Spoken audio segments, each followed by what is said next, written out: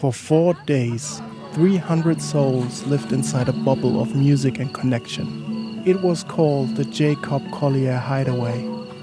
It was a truly transformational experience, a place where everyone embraced exploration, openness, and curiosity.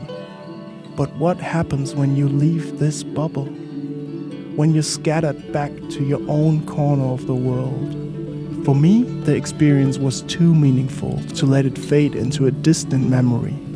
So this podcast is my anchor, a space to share who you are, stories, inspiration, creative aspirations, and struggles. These are Hideaway Stories.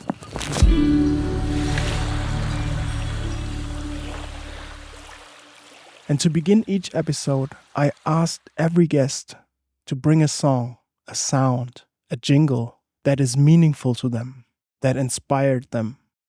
And this is the sound for my next guest.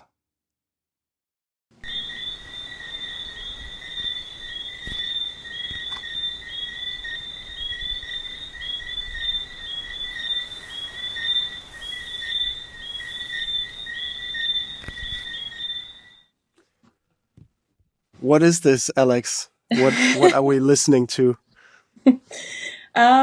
We are listening to, I actually searched the name because I didn't know what it was called specifically, but it's called Coqui Antillano. It's a type of frog that originally comes from Puerto Rico, but somehow made its way to Venezuela. And as a Venezuelan, it's a sound that is so particular to Caracas specifically, and maybe other regions as well. But it's a very special sound for me because there's something about sounds that bring you specifically to like one instant or one moment of your life or one timeline. And to me, it's specific to evenings that were a little bit damp, like after the rain. And it just kind of lulled me to sleep. I remember going to my grandparents' place and they had this whole wall of stones and they were all there, like hidden in there. And I just remember like all of them singing and I just wanted to like peek and finally find one and I could never see them, but they were just there. Are they so small? They're pretty tiny. I mean, I actually never saw them really. I just heard them. So it's kind of like the mystery of these frogs making all this orchestra that I could never see. If you wouldn't have told me they're frogs, I would have thought they're birds. Ah. It's so high pitched. Yes. I would have never thought about frogs. Yeah, I think they're pretty small little frogs, and they sing specifically after it rains. They don't sing every day, just when it's a little damp. And it's super cute. I love it. So this is it's a memory for you that brings you back to childhood? Yes, I would say if there's one sound that my childhood would sound like, it's these frogs. It's the evenings with my grandparents, with my family, and also the connection with nature. Nature is and has always been like this wonder in my life. Almost like where magic really happens. And it's almost like, it kind of sounds like magical to me. It's like sparkly, the sound of these frogs. So it's what it symbolizes for me. And when I asked you about finding a sound like that encapsulates like something that's meaningful to you, does this also translate to music, or is it just something that's meaningful for you personally? You mean like does it have an effect for your musical ideas, journeys, creativity? Like how does it affect your creative life? Yeah, I honestly thought super quickly of like what sound would be interesting, and I thought of this, and I don't think there's any accent. It's actually I see life in a musical way, which means that I hear music in any kind of sound. including just going out and the sound of the wind, the sound of water. Oof, water is so interesting as a sound. The sound of animals, birds specifically, bird calls. And as a musician and producer, I love sampling things and kind of transforming them into rhythms and into musical pieces. So it's like almost, is there even a difference between a sound and music? To me, it's kind of both coexist. They're kind of both the same in a way, I would say. That's interesting, yeah. I mean, you can make the argument that they're the same, but I think to most people, it depends on the sound, but I think to most people, they would make a distinction between it.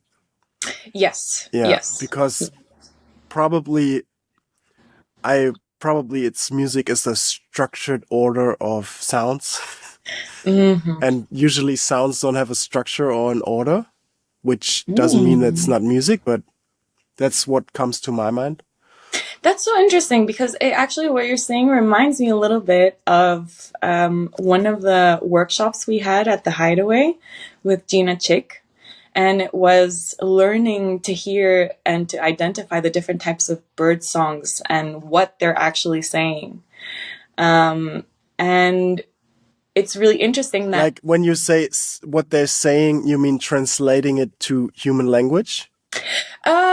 I guess, I mean, obviously we can't exactly know what they're saying, but trying to understand like the context of what do these sounds and what they're saying, like what's happening based on these sounds and what's happening probably between them, and they're communicating between each other, right?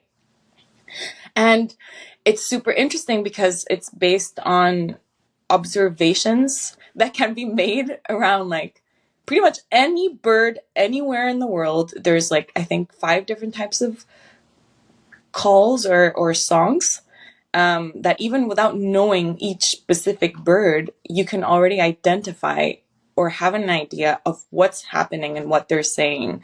So in a way, to kind of add to what you're saying, sounds may sometimes seem chaotic, but there is a certain order in the chaos. And that is, I think, what is so interesting about, I guess, how maybe being so drawn to rhythm is what interests me, or what I hear just going out, or if I hear this just random sound, like if I really stop to hear it and to dissect it, there is an order within it. And that's what I take to start maybe a rhythm or a beat or a loop based on that little part that I heard that makes sense. So I think even kind of like chaos and order, I think are kind of like intertwined. To me, it's like, well, maybe we're going on another subject here, but it's like life and death. Like there's no life without death, and there's no death without life. Like it's almost like in that sense, it's the same thing. We know it's not the same thing, but it is the same thing. Like one doesn't exist without the other. So I think like there's certainly order and chaos, and maybe chaos and order as well. I don't know. For chaos and order, which part would you do for death and life? Like which is the chaos? Is it death or life? And which is the order? For the death and life, I think that really, okay, there's a few answers to this. The first one that comes to mind is that there is maybe no such thing as death or rebirth. There's just constant transformation. So the bridge between both is that constant transformation. It's that movement, really. Like movement is life and death in that sense. Like that's the bridge. But also in another way, you could think that because there is no true death, like maybe just the end of a form of something we know it's always a beginning. Like an end is always a beginning. It's really like the concept of like glass half full and half empty. Like it's the same object. It depends how you see it. So intrinsically, every ending is a new beginning. And so the same way, I would say that in between is a transformation. So it's like I don't know if it makes sense. No, I get it. I think that's an interesting answer. You answered it differently than I thought you would, Mm-hmm. but I really like it. And for chaos and order, what I realize is I think as humans, or I'm not, maybe all living beings, but I'll keep it at humans. I think there's only a certain amount of chaoticness. That's not a word, chaos. A certain amount of chaos that I think we can hold, like that we can have in our bodies and not try to make order of it. And I Mm-hmm. think that the tension of chaos, and that can be anything from emotional like struggles to a creative expression that doesn't have a form yet, Mm-hmm. whatever it is, I think this chaos, maybe even an ambiguity of not knowing like what is the right position, the right attitude to have in this conflict that we're currently all seeing everywhere. Mm-hmm. Like this chaotic moment, we always try to get back to stability and to order, I think, as like it's a natural tendency to do that. And I feel it's really a skill that probably most people need, and also is something that we can learn to come from, like to hold the chaos, to keep the chaos, to stay there, and to not try to immediately get back to stability and order. And that reminded me, like the way you said with death, like it's constant transformation, but the transformation includes that the chaotic world can always live as a transformational aspect of order as well. Ooh, So yeah. yeah. Yeah, okay. I see where where you're going with this, and the perspective from which you were seeing this. And in that sense, I could add as well is almost like the coexistence of both chaos and order. Another way I feel like, so probably many of us are like, we hear chaos and we're like, we're like, ooh, I don't know. I rather stay here in my comfortable zone, like in my comfortable home. Like, I think it's natural, as humans. Maybe some of us have learned a little bit to familiarize ourselves with the purpose of chaos, and there might be a little bit more embracing that. But in general, it's not necessarily something that seems so pleasant to jump in, but it exists all the time. And I think the coexistence, or the ideal, at least for me, of both chaos and order are, if we apply to like our own lives, is to be able to observe, like, life is always going to be like, there's always going to be chaos, like around us, whether it's around us, Yes. whether it's within us, it's always going to exist. Probably chaos is the norm, I Right. think. Yeah. Right, exactly. Yeah, yeah. But it can coexist with order at any time, or stability, because you have access to both within you. So it's to know, it's not necessarily about controlling, but it's to learn how to access both sides, or even multiple. Here we're very like, we're very polarized at this moment, like black and white, and chaos and order. There's probably a lot of in-betweens as well. But we have access to all those sides within us. And what's, I think, important is in moments where there's extra pressure and extra chaos around us, to remind ourselves that we are able to access that space of peace and act from that space of peace within all the chaos happening. Um, Oh yeah. so And I would even go, even to add on that, I Yeah. mean, we're really going into the Yeah. philosophy here. Um, I think innovation can only come from chaos. Like in the like to be in a chaotic environment. Like if you look at anything that's ever been developed as a true innovation, I think it's people or cultures or moments that had chaos in them and stayed there. And like let's say like almost the entire black music culture, like starting with gospel and even earlier and capoeira, like all of these things that were in a super chaotic, super unstructured environment. And what grew from it was so much innovation that it basically has so much impact on the entire world still now. And I feel that trying to be too orderly is probably hindering innovation. I can imagine. Like the moment that structure is the start of whatever situation, like when the structure overtakes, then probably I don't think it's really true innovation. Then yeah, Yeah. What you're saying right now reminds me a little bit of like a parallel of improvising versus like yeah, structuring something or yeah, composing something very exactly, structured, you yeah, know? For some, improvising any type of music, in my case, I do more, well, improvising in general, but rapping specifically. There's so many elements. When I started, there were so many elements, you know, that you think you have to do.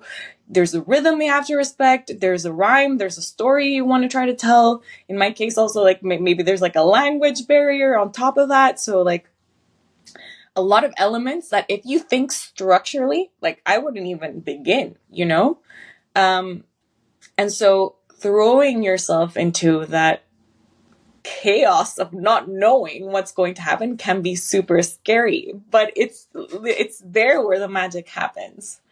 Like it's the unknown and the oh my god, anything can happen and this is crazy. Like how am I going to make a story out of this? Like you have to like go and jump into that kind of, you know, like that scary place, but it's also the magical place versus, you know, sitting down and maybe doing like or like forcing yourself to put like limitations and like has to sound this way. Like it comes out very tense in that sense. And there's space for everything. I'm not bashing on like structured and composing, but it just reminded me a little bit of that, you know, the different yeah. But way. it's true, and I think that's why almost any James Brown ripoff doesn't work because he really embraced the chaos and he really just stayed there and stayed in his energy and his feeling and his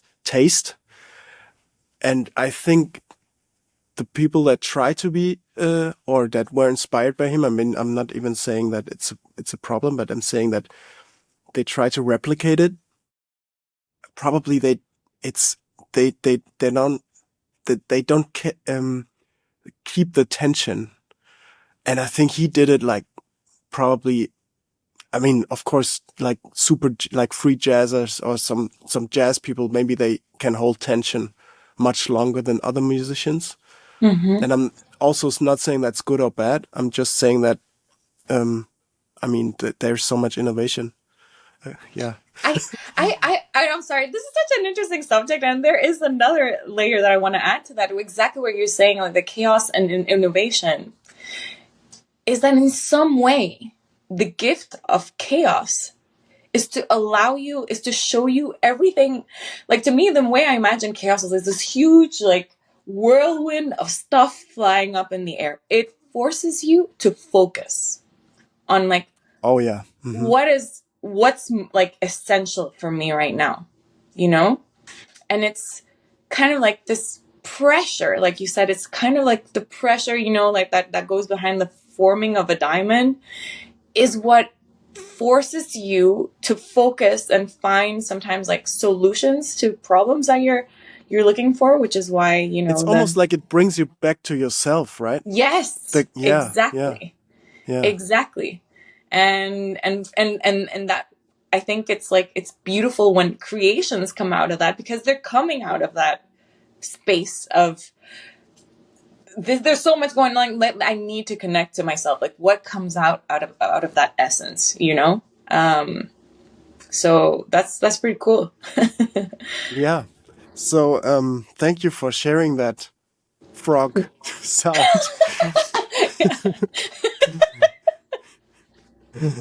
Yeah. Okay. So, Alex, who are you? What is your like background? What's your musical background? What is your current, like, where are you in the world? Like, what's happening?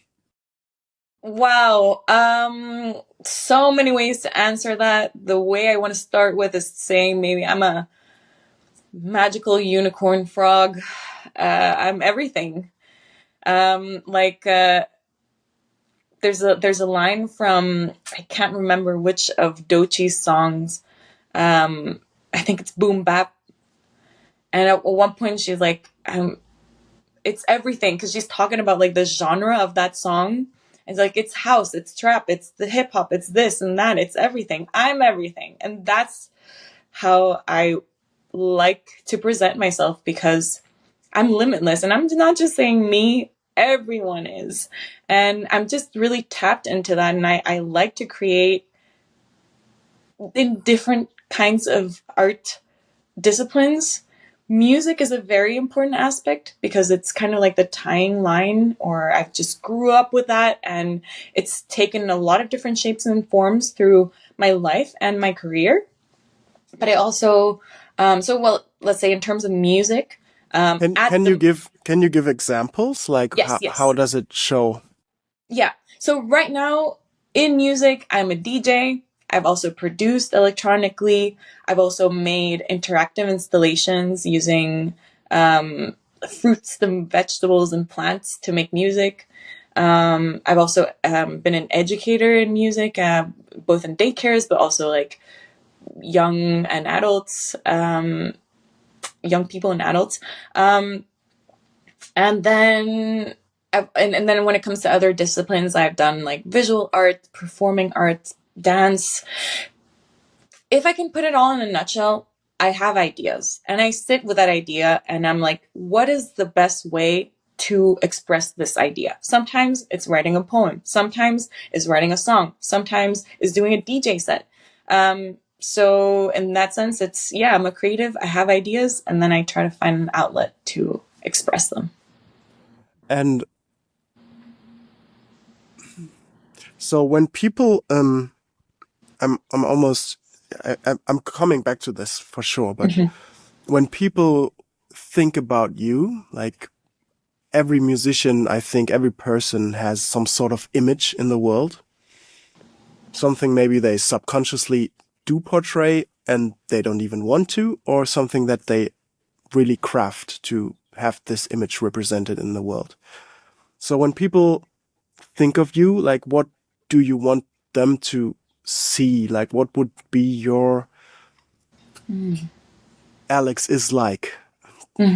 Like, because every, like, this entirety of the variety, diversity that you explain, I think that's, I mean, it's beautiful, it's great. I love the energy, but I think for most people this cannot land so much, like what am I grasping here? Like what's the I'm maybe I'm putting you on the spot, but I'm No, super no. interested how you feel about this. I love it. I love it. I think, thank you for bringing that, because I feel that that's something that, myself included, we struggle with. We struggle with formless things. We want tangible, understandable boxes, so that we need this in our brains, so that we can categorize and understand and really like integrate information. But in a certain way, like, so okay, I can give you like ideas of my essence and how I would like people to perceive me. But when it comes to discipline specifically, I can already tell you, like, I'm in constant evolution. I've done a lot of things, and I know that what I will do 10 years from now is going to be completely different. There's going to be music involved, but how will I compose the music? Or maybe there will be a new technology that I will be using. Like, I don't know. All I can really land on, if we need a word, is I'm a creator. It's that simple, you know? I'm a creator. But when it comes to aesthetics, let's say I do, from just observing, you know, I would say like the past 10 years of career and my creations in general, I would say they're playful, very colorful, multicultural. That's a very important, I think, element of what I do, because it just has shaped me in so many ways, and including and being inspired and adapting different elements of different cultures. That's something that's quite heavy in what I do. So I think those would be some adjectives, or if people see my work, they would probably see that. Childlike too, maybe sometimes. Yeah, maybe we're coming back to this because I found that also very interesting. But let's stay with the things that you mentioned, like what you already did, because you sent me your portfolio, and it was really true, like what you were saying. Like there were so many different things, and let's start with the vegetables and the fruit music sounds. Like, how did that start, and like what did it look like? Like, what did you do, and how did it sound like? Yes, that's a super interesting project. It's probably one of the most, with no pun intended, fruitful projects I've ever done. Fruitful because it's what kind of like allowed me to leap into other disciplines and doing other things. But the way it was born, it was in the context of a bigger project I was working on. It was my graduating project, and it was called Alice in Wasteland. Alice in Wasteland. Graduating from what? University. University, okay. Yeah, at a university here in Montreal. I'm based in Montreal. Was it music? Like what kind of communications, and specialized in multimedia. Okay. So as my graduating project, I wanted to do a multidisciplinary exhibition. Of course, here we go again. I have to put a lot of different things in there. But so I wanted to do an exhibition, and that year, 2012, I believe. Oh no, 2015 was the International Year of Soils. So the actual soil. And I knew nothing about soils, and I went to one conference and I found it so fascinating, like an absolute universe, and so crucial and important for our planet. Like literally 90-something% of our food comes from soil. So it's so important to preserve it and understand it first. If we don't even understand it, how are we even going to care about it, right? So I really cared about this, and I wanted to, in a playful way, introduce people to this world and to its main problems and to potential solutions around this. So through this exhibition, Alice in Wasteland, I took, it was really fun. It took place at the greenhouse of the university and had 3 rooms. The first room was, as I mentioned, to introduce people and to soil and explain. It came with a lot of research as well. And I took some microscopic photos of the soil and exhibited that in that room. Then the main problems were, the other room was in terms of industrial agriculture, and using like the story of Alice in Wonderland, and little parallels. I created pieces around that as well to introduce people to these different subjects.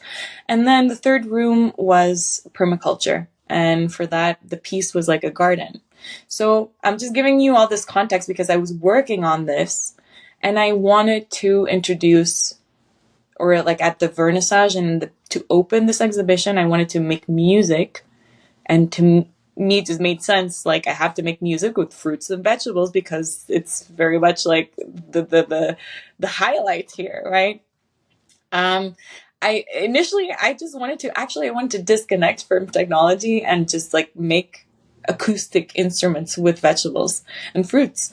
And and in the end, I ended up doing that. But when I presented the idea to the class, someone mentioned to me this a microprocessor called Makey Makey. So I was like, oh wow, I think we're gonna have to do both. So that's what kind of got me into like Makey Makey.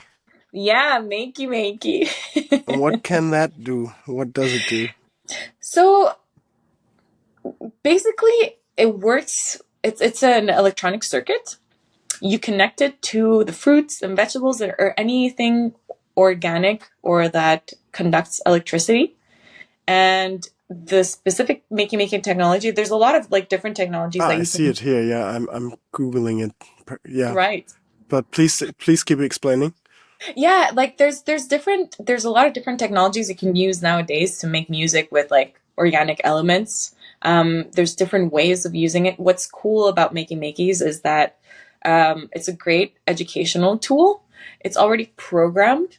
And you can also reprogram it if you know, like, you know, how to program it. But the idea is to connect it to these elements that conduct electricity, and they basically work as buttons.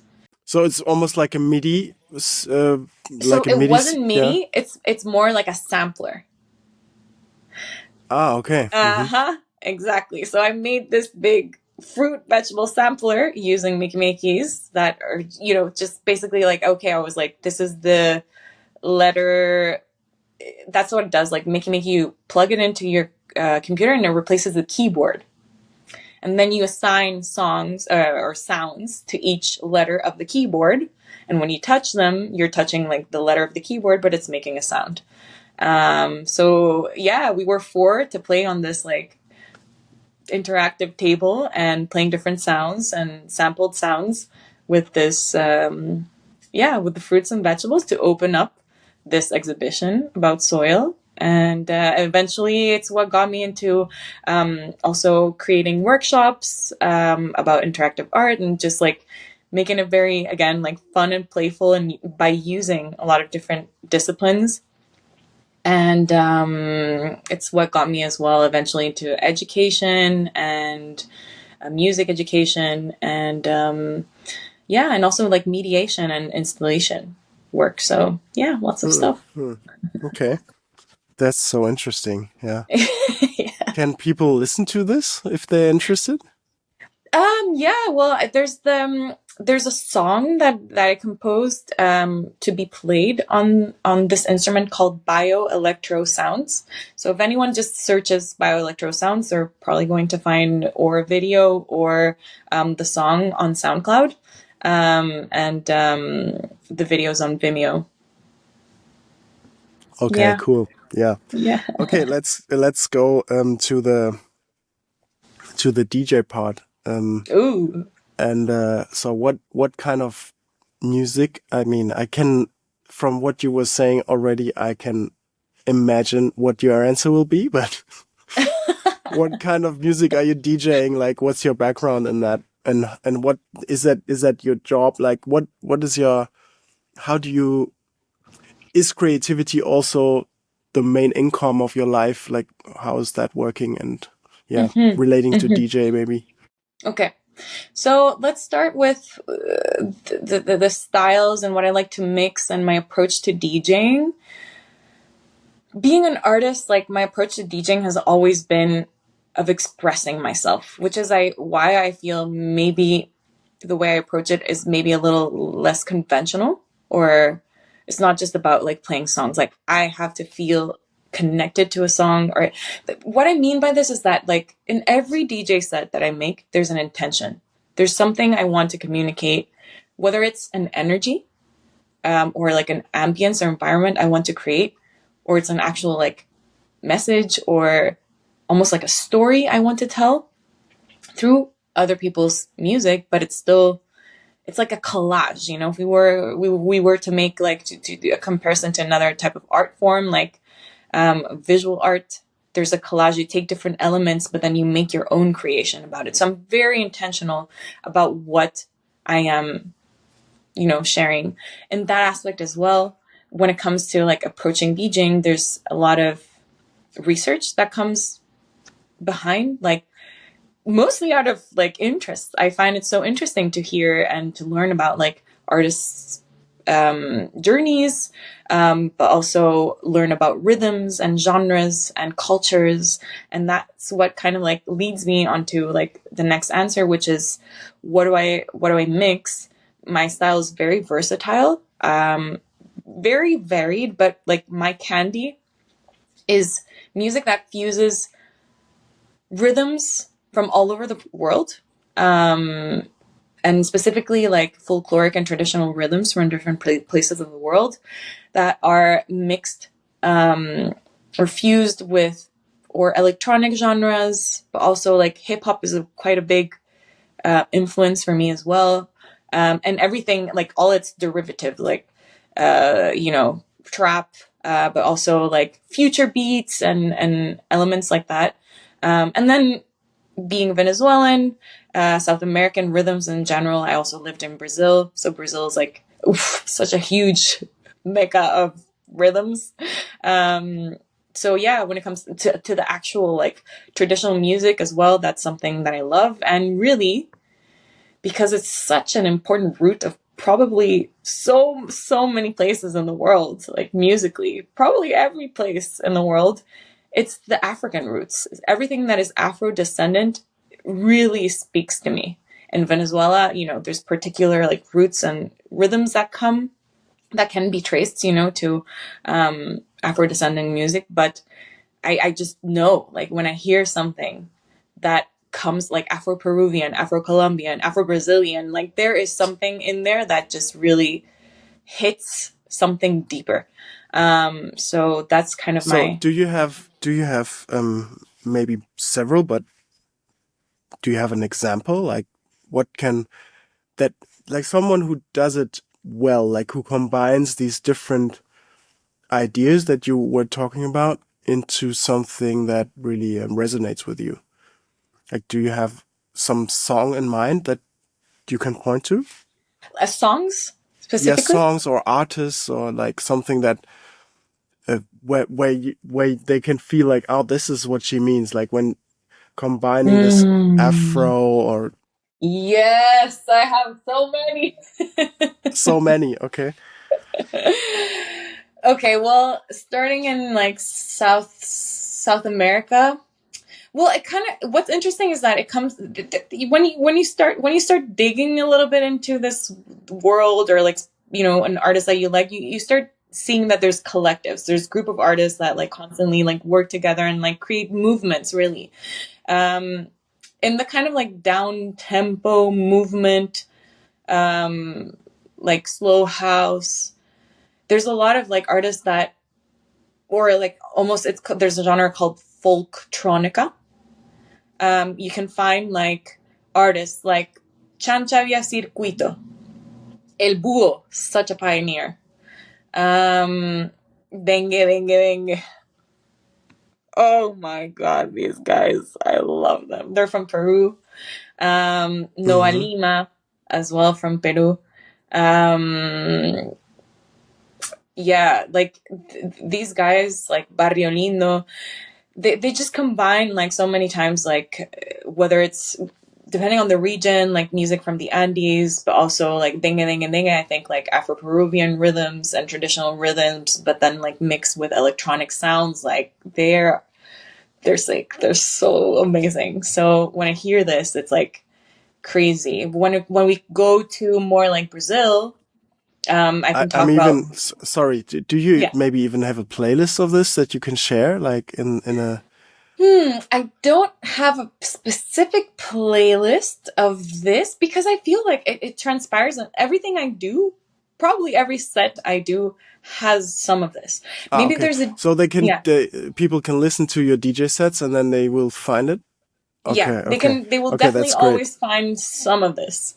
Because I Um, definitely want to know. I'm also all over the place with genres, but electronic music is definitely one of the very like a bigger one for me.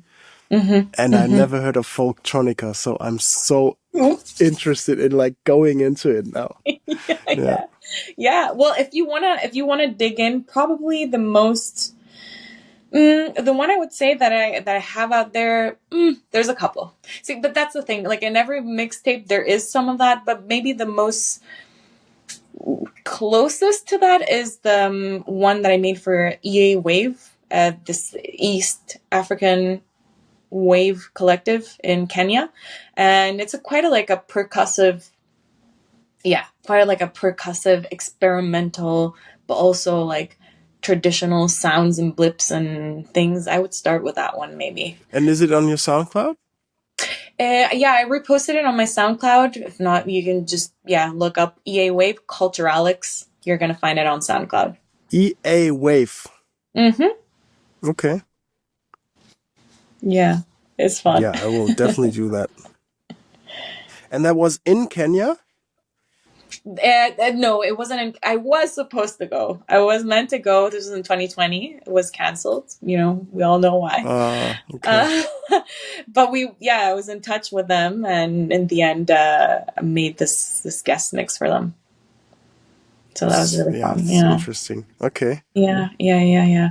There's something else. There's something else that I want to that I want to give as an example in terms of my DJ work and linking to this chaos order and or almost like chaos and innovation or Mm-hmm. Mm-hmm. tension, tension and dissonance and consonance. In 2018, I think this is the first time I'm ever going to say this story. Oh, okay. Yeah. In 2018, I was going through a really like tough breakup, and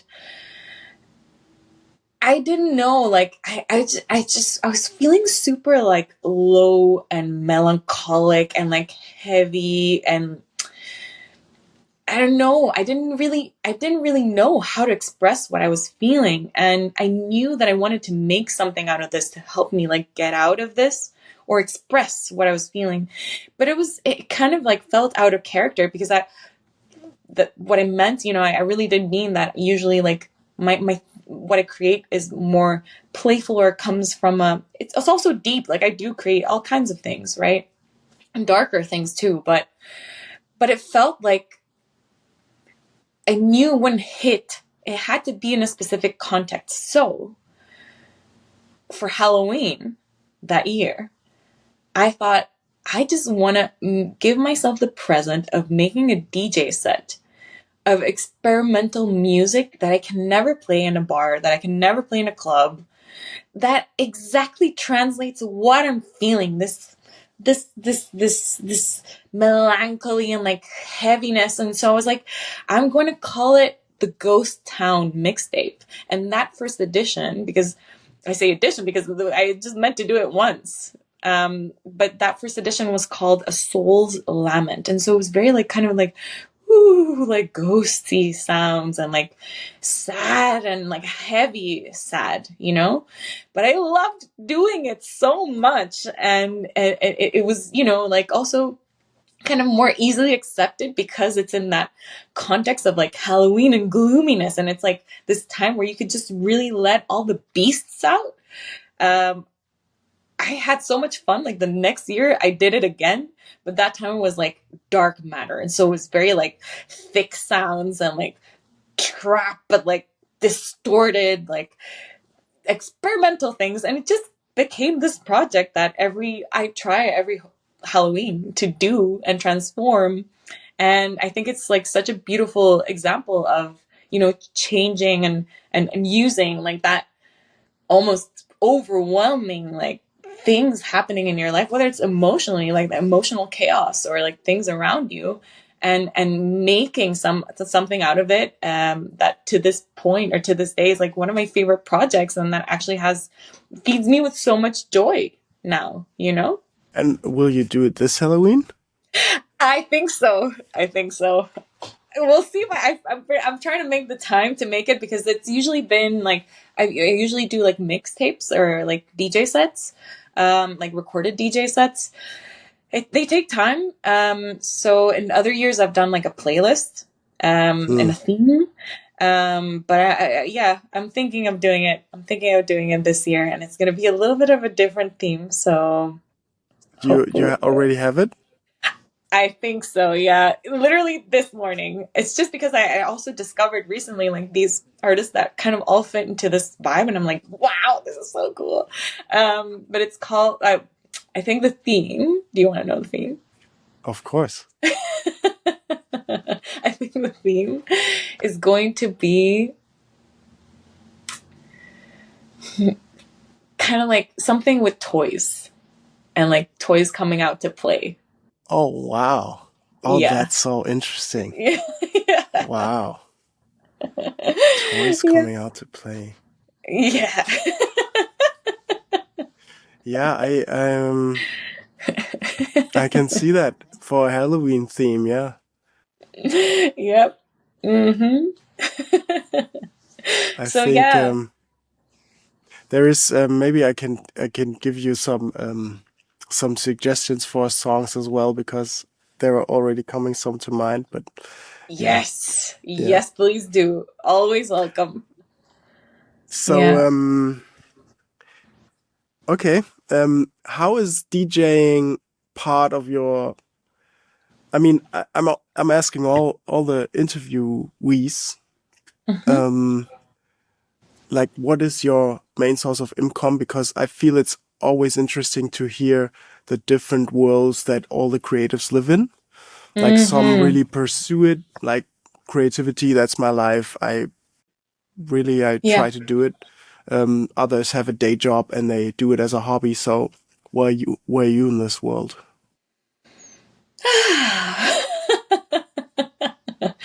Always yeah. I know exactly what you mean. Okay, so I think I've been okay. Maybe I want to start answering this question with how I came to do what I do, because in a sense I would say it was accidental, but I never envisioned myself being like a freelance artist. Like Mm, that was never the plan. Like I graduated, in communications and multimedia, and 100% knew I was an artist, but like it was never it was never really part of the plan. It was like, oh, I'll have a 9 to 5 job, and I'll create on the side. Like that was kind of the idea I had. Really, I never really thought of it so much, but never ever I was like, yes, I'm gonna make my life out of this. I'm gonna be a freelancer. Let's find the tools. So it kind of happened accidentally, in the sense that as soon as I graduated, started looking for a bunch of jobs, was not getting and not landing any, like the 9 to 5s. At the same time, I was also like applying to, I don't know, festivals to show my installation, or like, show this here and show that there. And it was so crazy how it like multiplied so quickly, and with just like one maybe application and one showing, people would come and meet you and be like, hey, like you can maybe show it here, or like then eventually get a call and like, hey, do you do like workshops for children? And I was like, well, I can, like let's create something. And so then I would like continue expanding, and at the same time living this like frustration of like, well, but this was the path I want, like, or I envision like financial stability and this and that. But at the same time, like all and these can you say people, what the path, like the original path, should have been? honestly, again, I never really stopped so much to think about it, but I really imagined myself like just doing anything related to like communications, like, Like yeah. what you were studying. Yeah, I did like Yeah. the closest that I got to that was like my first internship that I got as soon as I graduated, which was video journalism. And so it was cool because it was like in a marketing agency. So it was cool because it mixed like editing and then also filming and then also being in front of the camera. So it's quite dynamic. And I could have seen myself, doing that. But now that I look, I'll keep with the journey, right? So this just happened by chance. Like the fact that I was always and have always been a freelance artist was like kind of like coincidence in a sense, and just like thanks to the opportunities that people would keep like coming with or asking, and at the same time like I would also apply to things.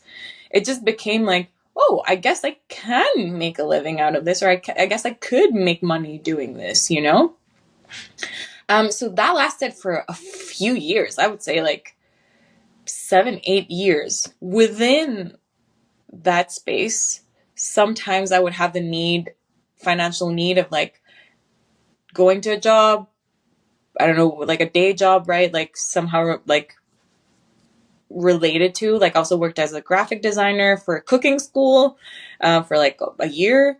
And then I would like, save enough money, and then I'd be like, oh no, I'm tired of this. Like I need to like, have the freedom and more time to create my things.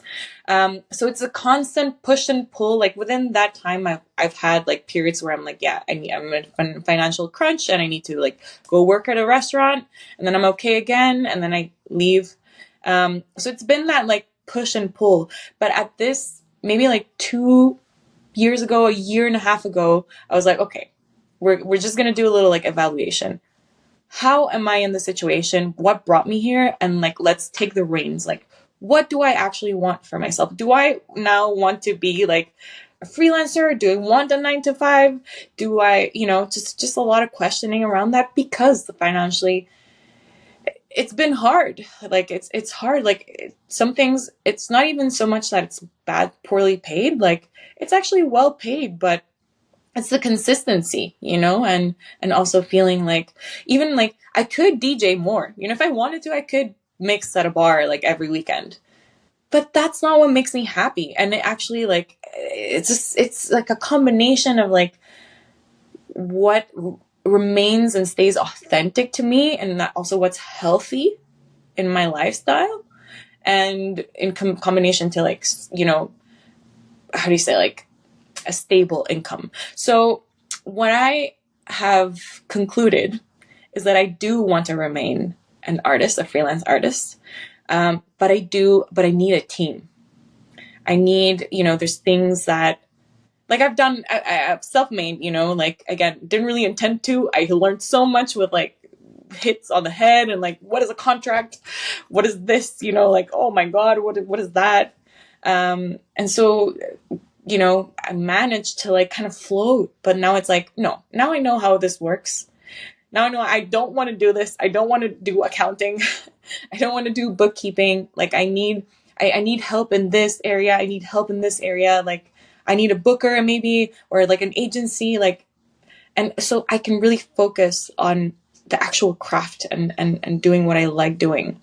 But I think thanks to the fact that I got to learn so much through doing it as well, I have now the knowledge and the experience to, like delegate with peace and trust, because I know how that works, and I know like what it's also like to like, reach out and get clients, and like I can almost like direct better than if I maybe would have like initially freshly graduated, like entered I don't know, an agency or a label, and like I don't know what's happening, and then a bunch of things happen. So somehow that's been a little bit my road. And financially, I would say, because I do a lot of things, there's never been like one main stream of income for me. Actually, and I love it that way, because I'm clearly someone that does a lot of things, and I do a lot of things also because I take joy in doing those things. So I would never see myself being like a full-time DJ, for example. Even just, the first year I did it, it wasn't even like sustainable for my ears or for my sleep pattern. Like it wasn't something that was bringing me joy if I was doing it all the time. So I think the same would go to anything. Like even, I don't think I would like it being like a touring musician and artist. Like it's very heavy, like on your body, on yourself, or like playing the same songs like, even if there's improvisation here and there, like for 2 years in a row, like that's very intense. Like my ideal lifestyle is to have different streams of income from different activities that I do that allow me to have a better balance between like, okay, I had a late night DJing, but like next week is going to be chill, or like we're going to draw instead. And, like I like having variety. So that's my ideal. And it's what I've done so far. Like I would say mostly education and like workshops and like conference participations and things like that. That's the stream. DJing is another stream. Sometimes like licensing music that I've created already. Yeah, for like a theater show, I Like licensed one of my that you produce and compose, yeah, or mm-hmm. yeah, yeah. Yeah, I was approached by a theater company and they wanted to use it for their show, and like that's great. That's so fun. Also like a video I made, that too, like just getting, paid to show things that you already created and that can reproduce. Like that's a great way of like, having some income. I started a YouTube channel this year in the hopes of eventually like maybe finding some extra income there as well. But also like I think it's a great platform that embraces all of these facets. I can make an educational video, and I can also make a video like an artistic video, or a mix, or like an explanation, or like a blog or a vlog. Like it's very versatile. So yeah, I think that would be my answer to you. I don't, does that answer a little bit? Yeah, I think it's quite exceptional and also quite rare, not only for someone who has these different ways of expressing themselves in that like determination, let's say. Also having these different income streams. I mean, that's one thing for some people who is where it's not easy to have, but that you actually choose to have it that way, that it's actually something that you prefer. I think that's not often. I don't hear this much. So I'm actually, I can applaud you that I think that's something that most people would be afraid of, to be in that realm of not knowing where the next paycheck comes from. Right. And I think that I'm definitely one of these people. So I can speak from experience that I don't have a typical route of career because I'm also freelance, but I'm not freelance, but I'm self-employed with more of a coaching, like personal development area, coming from a different world as well. But what I want to say is I never had the guts to put all my eggs in the basket of my creative world, to explore if it's possible to have that as a main income stream, to make my life, make a living being an artist. So I can only say it's quite interesting to hear someone who is so confident in that world, to be exactly where you are, and even embracing it. So I think Well, that's super interesting to hear. that's great. Thank you so much for sharing your experience as well. And I think that many of us, like, you know, at some point, and like I feel a lot of creative people that have like taken maybe another route find themselves constantly in that precipice. Like, should I jump? Like, should I just leave Exactly. everything and go? And what I would offer as a And perspective. you can never know. I mean, I have a friend. Sorry, you please tell me that offer in a second. But I have a friend who we were making music together when I was very young, like 14, 15. He was part of my rap crew. Yes, As you know, I was a young rapper when I was 14, 15, which is so funny. love it. Anyway, he was part of this. Um, and he stayed there. Like he knew from the very start he will never be able, and he never wants to be in any type of world where he's employed or has to deal with colleagues and deadlines. Like, it's just not his thing. And it took him, I think, at least, I would say, 7 or 8 years since what you would call a high school, like graduation. There's a little different in Germany, but after that he really pursued his music, and Right. he's now found his way. But it took so much time and dedication to go through all the struggles and like not having money and trying to find it and then found it. So what I'm saying is maybe I could have made it as well, but it was too risky. I'm not in that sense. I'm not that risky. I'm risky in very different things, but not in that sense. Well, okay. That I think is a great example. And I'm really happy for your friend, that he's doing what he likes and like got to, like create the life he wanted, even, if it takes time and effort and sacrifice and I don't like that word. Actually, I'm going to take that back. I do not like that word. I don't feel I have sacrificed. Yeah, I don't feel I have Okay, let's sit for a second. Sacrifice, compromise. Okay. Sacrifice feels like you're doing something you don't want to do. Period. And it feels heavy and it feels like you're losing something. Compromise might be, if I isolate this activity, action, I don't want to do it, but it's part of a bigger picture that I love. So I'm going to do this thing, even if it's not my favorite thing to do, but I know why I'm doing it. It's with intention. It's to nourish like my project and my, like my dreams. It doesn't feel heavy because even if it's something that is not necessarily pleasant or fun or your favorite thing, it's part of like a building block of your own dreams. Versus sacrifice just feels like you're doing something you don't want to do and it feels heavy and that's it, So all this to say, I think he made a lot of compromises, towards his dreams, and I'm so happy for him. It's a little parenthesis there. Might be useful for some. But so basically what I wanted to add to this, the perspective I wanted to add to probably a lot of, like people that have any kind of dream, like it just applies not just to becoming a freelancer. Like anyone might be asking themselves right now, like, oh, I really want to do this, but like, what if I don't find money? What if I'm poor? Yeah. What if this happens? What if? Again, that's very normal.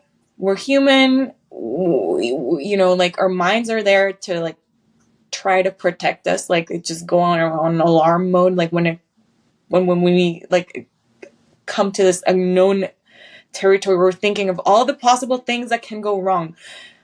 First of all, let's switch that to like all the possible things that could go right. What if it works? What if it doesn't take as long as I thought? What if I actually find all the people I need that can help me? What if, that's the first thing I want to say. And then the second perspective. And I think this is key because we're talking about money. I think the reason why I've been successful, and I would say successful because even though I do not have the amount of money yet that I would like to have and make the amount of money I would like to make from my work, and I still feel that pressure, I feel successful because it makes me happy. Like that's I feel why I've been able to do it for so long and it's still present in my life. And I think the key is, we were talking about this chaos order, this tension and release, like it comes back. Like if you create, or like improvisation and like structure, let's get back to like the basics here. I said I was a creator. We are all creators. Even if someone doesn't think they are like creative, I am going to challenge that, because everyone creates their own life through decision and choice. Whether you want to acknowledge those decisions or not, you have autonomy on whether you're going right or left. And that in itself creates a new future for you. So you create your own life. And so every decision you make, every action you make, even if it's non-action, there comes with an intention. Every action comes with an intention. Again, whether you're aware of that intention or not, that's what is motivating that action or non-action. So the more, the more aware you become and sit with yourself with what intention is motivating an action, the freer you're going to feel, and the clearer I think you're gonna, well, I'm going somewhere with this. Okay, so the intention is the seed of the intention. Yes. Intention. Yeah. Okay. Yes. The intention is the seed of what you are creating. So if you create out of fear, if you say, I'm going to stay here because I'm afraid of this, your tree is going to be fear, and is going to give you fruits of fear because that's what you planted. And if you create from a place of joy, of play, of fun, of curiosity, you're going to get a tree of joy, of play, of fun, and curiosity. So how does this apply to art and finances and everything? The best example I can give you is the fruit. It's literally the fruit instrument. Okay. This fruit instrument is a creation I did literally with the mindset of a child. I was like, what? I can make music with fruits and vegetables? Like, let me go play, at home, and like started creating and started playing around and like connected things and had so much fun. Never in my life did I think like I'm going to make money with this. Like, it was nothing of that. It was just like fun and awe and wonder. And in itself, it just, like, the opportunities started coming, and like, oh, what is this thing? Like, oh, I guess I can present it here. Like, I guess there's an interest here. Like, I guess people want to pay to like, like have me show this or like explain how it works, So it's almost happens naturally. And there's an element of any leap you take, there's an element of trusting that you are planting. You're connected, very connected with that intention, and you're very connected from like that. And it's hard sometimes, like when you're already in it, like when even for me, like as an artist, it's hard to be like, oh, it's starting to come like tight again, like financially, like should I start, like doing this thing that I don't really like doing, but I need the money. Like, it's a question of trusting. I'm not saying stay without, not doing anything and it's all going to fall in your lap. What I'm talking about is like inspired action and making sure that what you do, like maybe you have an idea and like act on that idea, just all I want to say about that is that just like nature, what you seed is what you're going to see grow. If you create from joy, from happiness, and not worry, you're going to get that. And that comes with abundance. That comes with financial success. Like, that project is what has paid me most, is what has made me most in my whole career. And it's no surprise, because like people identify with that. People want realness. People want authenticity and connection, So that's how I want to, yeah. Okay, so first of all, thank you for the words of motivation. I think that's always needed. It's always helpful.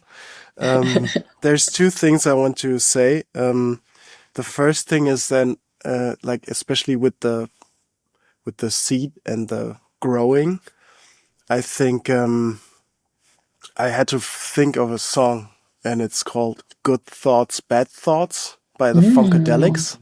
Ooh. It's one of like I love this song so much. It's, I think, 12 minutes long, and I think you should listen to it because there is, first of all, it's the most amazing electric guitar like melody. I just love it, and then at the like at the half, it sounds like it's over, but then it starts all over again, and then Mm-hmm. there is some deep voice speaking like words of wisdom that are so extremely like philosophical yet fundamental, and like it it mimics very much what you were saying on a different level. But so I can only recommend you listen to this song. It's Ooh. That's definitely one of the songs I would take to, like, if I could only have like some amount of songs like that I had to listen to for the rest of my life, that would be one of them. I just love it so much. Yeah. So Great. that's one Great. thing. Great. And the other thing is, so with all that motivational, aspirational things that you said, is there, what are the struggles that people might face when they do it? And maybe you have personal, experience, like personal examples, the struggles that you faced to stay there, to stay in that trust that you said, to stay in that world of pursuing it. Are we talking financially mostly, or like in general as a I'm freelance? keeping it open so that you can answer what you think is the struggles that probably people will face, and maybe you faced. I mean, I'd Yeah. love to hear. Maybe you had examples of that. Um, the first one that's coming to mind, and like speaking with so many other like artists and freelancers, like I feel a lot of us like really relate to this, is how unprepared and a little bit uneducated we are, especially like if we actually, decide to study some kind of like art form at university. I'm not going to talk for all universities, but I feel a lot of us that even if we like academically study art, we know the techniques, we know how to do it, all that is great, but then like the actual moment of like how do we live from this, all the business aspects, all the entrepreneurship, all the practical tangible things that we're going to have to face when we start working, crickets, we don't know. Crickets, frogs, we don't know anything. So you I mean being unprepared for the real life, like everyday contracts and Yes. bureaucracy and all of these Yeah. things? Accounting, Hmm. marketing, like, because really, mm, and in this sense, like,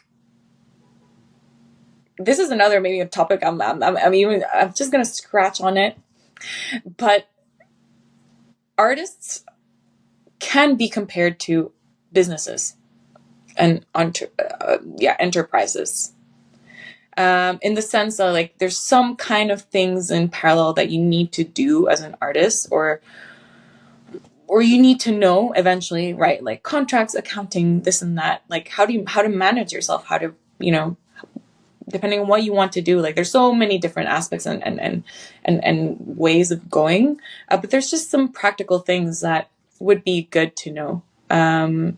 In terms of how to, like manage yourself. But I would say I would add to this layer, and I'm not going to go too much in depth, but especially when it comes in the music industry, and it might be changing now. But when it comes to, if I think of like the traditional like labels, the musician is seen as the product, not the business. Hmm. And that Hmm. changes the dynamics so much, because it's like, oh, like this person could just like be replaceable by another person or another product, and the artist is not the product. The artist is the business.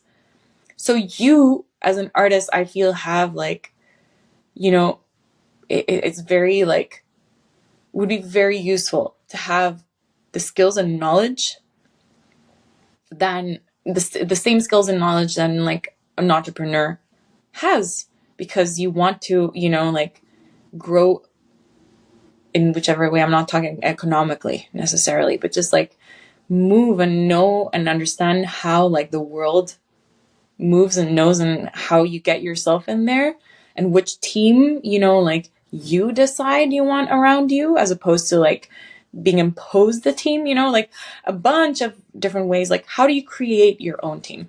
So business wise, I feel like it's just skills that would be interesting, and entrepreneurship would be, it's a struggle I feel a lot of us like have.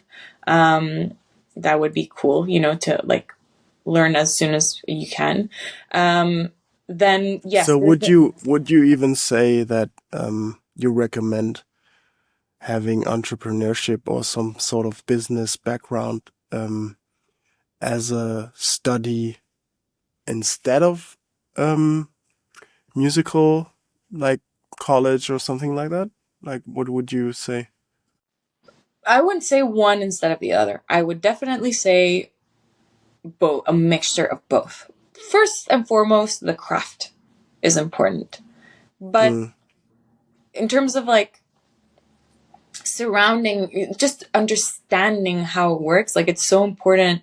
Like you can't just, maybe you could be successful like and not do anything and just like sing, but like it doesn't really happen that way. Like you need a team around you, or like again, like you eventually someone will want to offer you something and you need to sign a contract. Like you need to understand how those things work. So whether or not you are a business person, or whether or not you are anti-capitalist, like if you want to make some kind of money through what you create, then those skills are, essential. If you don't want to make money, that's another conversation. But as an artist that makes, that lives as an artist, there's skills that even are, if not necessarily fun, or that you think of like initially, I think could be very useful to know in addition to your practice. Another struggle personally, it could come from like many different like roots. Like sometimes you don't have like the resources to like hire a team, so then you end up doing a lot of stuff yourself, and that can be positive because you learn right as you go, but then it can also be a little isolating. I feel like I often find I go through different periods and different waves, but sometimes like I find myself a little bit more isolated still. Like, like my everyday life is mostly like I'm working on my own project. I don't have a team right now. Like maybe again, if I worked with an agency or some kind of other team that I constantly like exchange with, that would be maybe a different thing. Like it's funny or weird because it's like you extend yourself. You have a bunch of like people that you work with, usually like DJ collectives that I mix with, like people you're connected to. And I've made a point of like creating more and more of a community precisely because of that isolation. But I think that it could be like that could be a problem. And I think it's always great to like try to attend as many things as you can, whether it's like, well, kind of like the Hideaway, like seminars, networking events, like, and then make and collaborating with other artists, like is a way of kind of like breaking through that isolation and like eventually maybe like building a more like solid team that you get to interact more even in person with, So yeah, I think yeah. I think there's both very insightful things that you said, especially the product business part. I think that's a good way of thinking about it, but also the isolation part, because I feel that loneliness can happen, definitely. I mean, especially when you're like you said, self-made. I experience that myself when I make music, because I'm also 100% self-taught. And I mean, the first time I experienced being around any other artist really ever in my life, more or less, was in the Hideaway. So, but I think that part is also coming with a lot of fears, especially to some people, because I feel that I think you and we have the privilege. I don't know if that's a privilege or the I don't know the right word for that, but I think I don't know if you wouldn't consider yourself extroverted.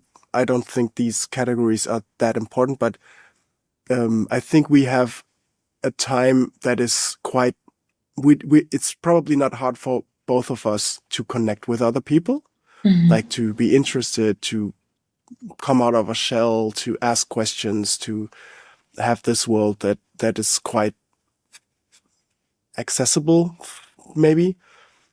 But I think there is especially some artists and especially some creatives who really struggle, who would use the word introverted, and who have a social anxiety and have they feel awkward, like talking like just random people and trying to really do this connection and be able to find peers that can support each other.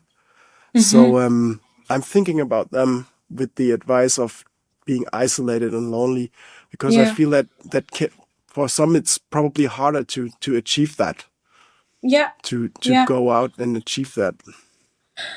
I agree. And I think in some sort of way, if you try to like approach it from the perspective of like being included in a team or like being part of society is almost like it's part of the knowledge of like how to what you need to survive as are we good? Yeah. What we need to survive, because it says reconnecting here. Ah, okay. No, I can see you. Okay. What we need to survive to like as artists and working as art, we need a community and we need a team of people, like whether it's just like freelancers. If you understand it and you view it as like, okay, you sit down and ask yourself, do I want to do this? Is this my dream? Like,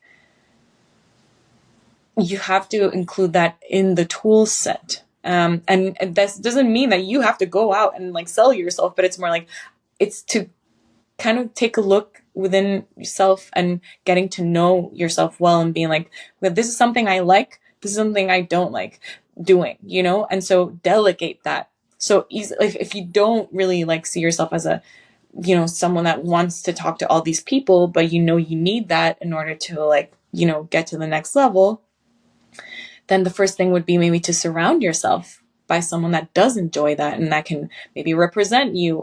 But again, it's always has to come from within, and I think it's a process as well of like knowing what your strengths are and what can be worked on, and recognizing it as a need and something potentially that you can delegate,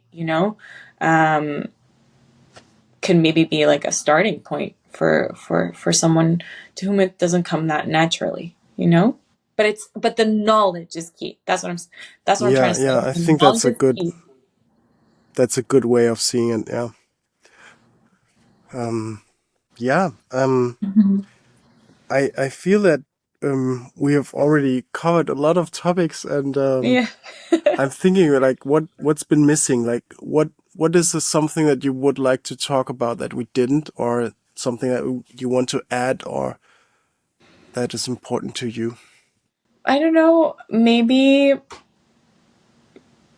one last. I don't know. I'm just gonna hear like this is my like improvisation mind, right? Like no filter. Mm-hmm. The first thing that came to mind was like music as power, because it's one of the things that really like I came out of the Hideaway thinking or feeling was how powerful music is. It's just crazy to think, and bridging it with, the multiculturalism that is present in my art, and having interacted with many different cultures and also integrated a lot of different cultures within me. I don't think I mentioned that, like, I lived, I was born in Venezuela, live in Montreal, but I also lived in Brazil, I lived in Switzerland, and I lived in Mexico. And I travel a lot. And so, whenever I travel, I try as best as I can to integrate as much as I can of the culture, whether it's like learning the language, if I have enough time, or at least some words, but also just observing and trying to find like that common ground. And it's so incredible to see, like, the more and more places I go to and more people I meet from different backgrounds, and the more like different there are differences there are in like the way they see the world or in their mentality, the way they talk, etc. Again, it's this dichotomy of like, the more different, the more I can see the essence of people. And somehow in every culture and through eons, music always exists, is always present. And that's for a reason, like, it's not a little decorative thing. Like, music has an incredible power, whether it's to unite us through our differences. And we're like, no, maybe we might not speak the same language, but we know this language. Like, we feel it. We feel it. Whether it's to help each other heal, we could just hear something and it just makes us cry, or it makes us feel, moves our feelings within us. Like, it is so powerful for that. I cried a lot in the Hideaway. Whether it's to connect to others, like on a deeper level, to transform as well. Like, that's what you can hear a song. You can be having like super bad day and you hear the song and it's going to transform the way you feel just because you heard that song or you heard those lyrics, It is so powerful. And I think we underestimate it. Like, sometimes, like, when things are put into like the entertainment category or art, like, art exists for, like, has existed for like pretty much just like same time like humans have existed. It has come with it. And like, I guess I just want to emphasize the importance and the authority and the power that comes with art and music and its potential. Really, like, being a musician is having power in your hands, I would say. I would like to expand on this and be even more, like, differentiate between different areas of the power that is within music. I totally agree, first of all. But if you would divide certain aspects within musical theme into rhythm, harmony, and melody, like, where do you see the power in which element, and like, what would the other elements convey? If it's maybe also power, but what would the difference be in the other elements? That's such a great question. Let's see. I mean, I have my answer, but I want to hear yours. Right.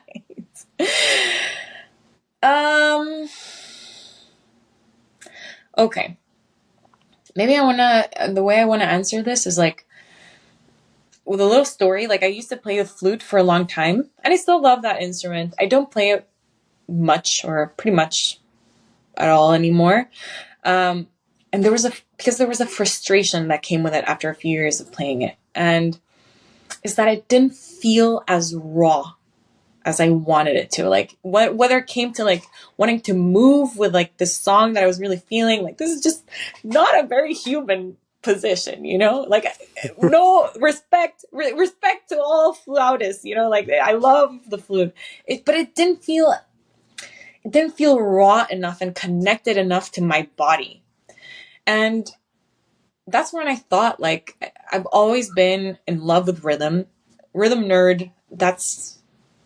It's just like, it's the pulse. Like, it's the pulse. It's what states, what even a melody doesn't exist without pulse. So I would say, like, that's the root. Like, the root is the rhythm. And to me, that's what moves me. It is incredibly, like, raw. And it's like the first, like, we all have our instruments within us. Like, it's our body, it's our voice, and it's our movement, and we can make, like, percussion with it. Like, it's the closest and most direct way we can express ourselves musically. So I would say, like, rhythm is the root and has this, like, almost trans, like, element, like, spiritual. Like, there's just, maybe that's why too. Like, I mean, I connect so much with Afro descending music. Like, usually it's quite, like, percussively interesting, and percussively heavy. And it's because, like, that's what really speaks to me. Like, you're touching my root, and yeah, and the way I am. So I would say, like, rhythm is the root, melody are the leaves, and harmony is the way, like, trees and flowers speak to each other. I don't know. That's what I would say. That's interesting. Yeah, yeah. I like the picture of how the tree is built through these three elements. Yeah. Okay. That's cool. Yeah. Well, what's your answer? I'm curious. Like, oh yeah. So because you said power, to me, if I use this word, to me, rhythm, I would say, is the power in song. So I think,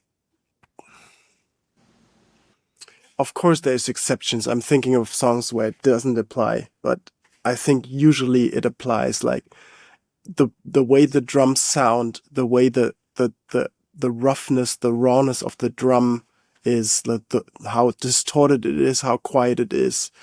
I think that immediately changes the power dynamic in a song.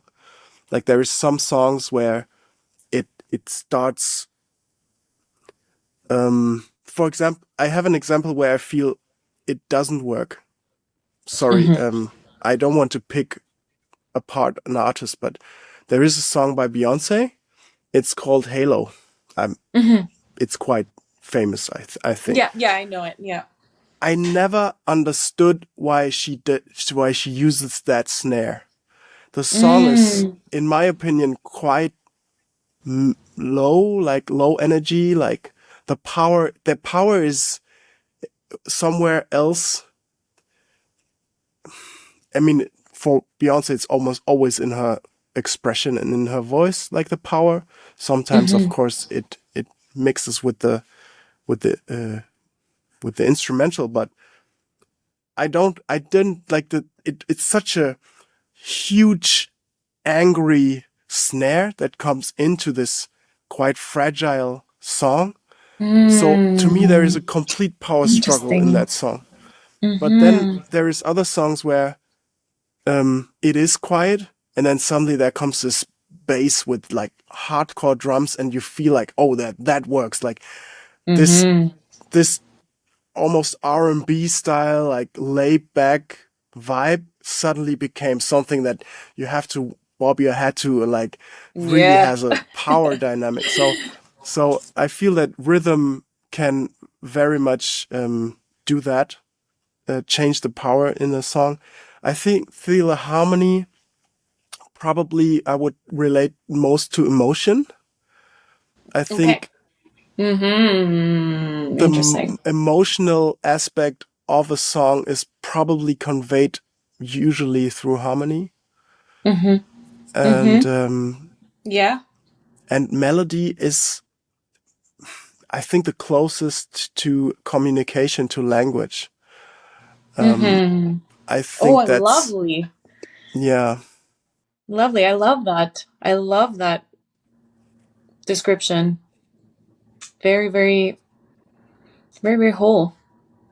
yeah, I just, but it came through like music is power. And I thought, yeah, I love that. I love that.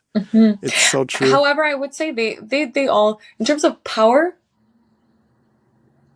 I wouldn't say one's more powerful than the other. Simply like they each have their role. But when we Oh, of take all of course. yeah, Yeah. yeah, Yeah. yeah, Yeah. yeah, Yeah. yeah, Yeah. Yeah. definitely. Yeah. Yeah. Of Um, course. but yeah, music is power. Yeah. Yeah. Okay. That's so cool. What a nice ending.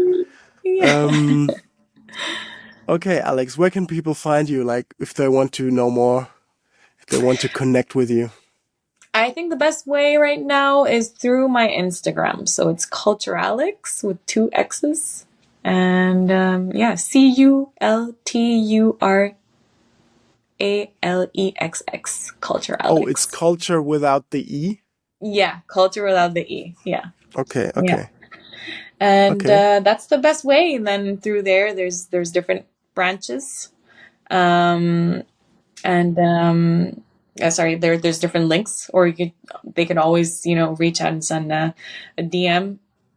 Would love to get in touch. Okay. That's cool. So, yeah, thank you so much, Alex. It was so nice to reconnect with you after the hideaway. Of Yeah. course, I miss you. Yeah. I miss you. I miss all of you. That's so I crazy. know, I Yeah. know, I know. So lovely to have this conversation. Oh, it just feels so nice to have dedicated this time to speak about music, about everything around it, and art and life. And thank you so much for inviting me to be part of this. Yeah, thank you too. All Okay. right. Have a good day. Yeah. Thanks. You Bye. too. Have a good night. Bye.